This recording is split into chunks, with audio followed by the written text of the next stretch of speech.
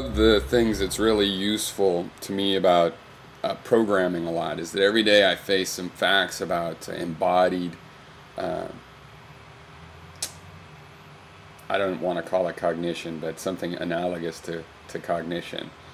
Um, Process logic. Okay, every day I deal with this.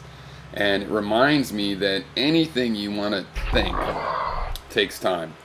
The human race is underneath an illusion that thinking is somehow timeless, and you have all the time you want to prove a truth, then it's true, and somehow this achieves a kind of timelessness. And you see it in mathematics, where, so things, take time to process. And you face this in computing all the time. So, for example, I'll give you a couple good examples that I've been working on lately. One is in graphics. To get the distance, you use the old Pythagorean theorem: a squared plus b squared equals c squared. And the a squared and b squared are your x and y coordinate. It makes a right triangle. And you can square them, get the square root, find out how far this thing is from the origin, or from any point, doing the proper adjustments. All right, well, you have to take the square root, and that's expensive. That's computationally expensive. Why do you need to take the square root? Well, because you want to compare it with,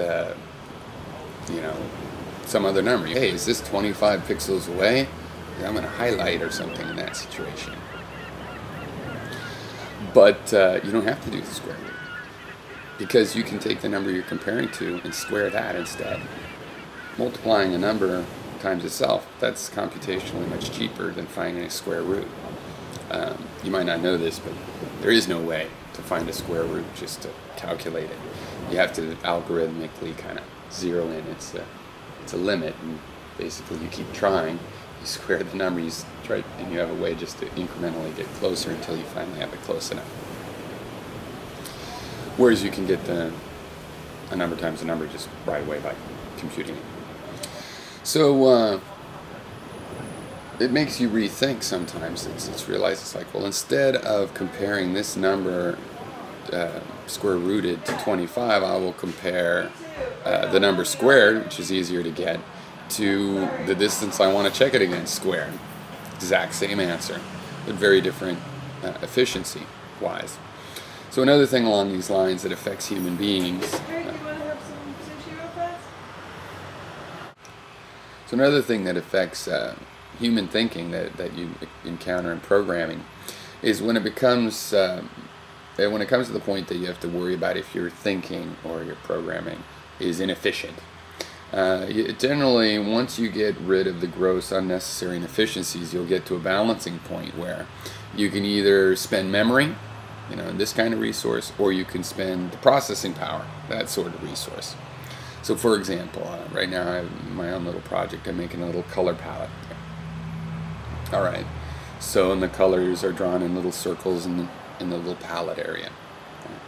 Now, every time it has to draw, it can go and calculate the colors, right? I generate the colors based on, an RGB, and then pairs, and then half pairs, and, just kind of the obvious, gross ratios that you can do.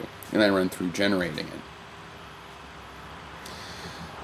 Now, every time I have to draw this color palette, I can regenerate the colors, I can regenerate the positions of the little circles and all of this stuff. And if I do so, I will save memory, right?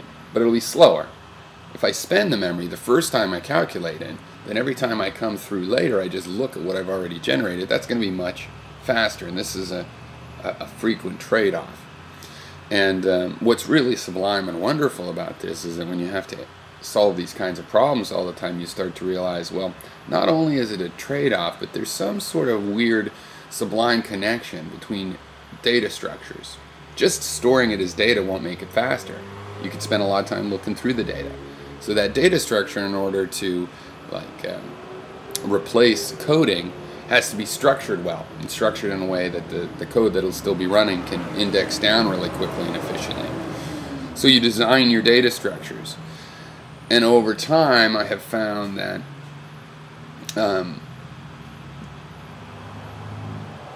it's like a data structure is a static thing that you define, like a dictionary. It's sitting there, and yet somehow it does processing power. By organizing the data correctly, it's as if virtual. Now it does no processing power, it's a static thing. But when something comes to process, it'll be so much more efficient. The difference between how much processing would have had to go on and how much does have to go on, it's like this virtual amount of processing that the data structure accomplishes, which says that how you organize things, how you organize a library, how you organize your laws, how you organize the systems that people share or in your own life, accomplishes, is equivalent to processing power. If you organize something really well, it's like upping your processing power. How you organize things interacts with the systematics of the situation, right? And to me, it's a very interesting thing. When I was young, programmer, a guy who sort of was a bit of a mentor to me, that's what he wanted me to focus on. He said, focus on how much you can get done with data structures. And I was working in the game industry at the time, lots of high performance stuff. And this is one of the ways, when you have memory to spend, that's how one of the main ways you get high performance stuff. You make a system that doesn't really know what's going on. It's generated from, it's working on data generated from something that knows what's going on, but it just blindingly fastly goes through data structures and are prepared for it and just kind of shoots along. Not as smart as the higher level code, but much, much faster. The smart code builds the data structures. So the smart code that knows that you're trying to give a graphical representation of an apple to the user, it breaks that all down into the kinds of instructions and data structures that this other kind of code can operate on. And there's something to this, to take from this for design of the social infrastructure, and why it's so important how you structure things.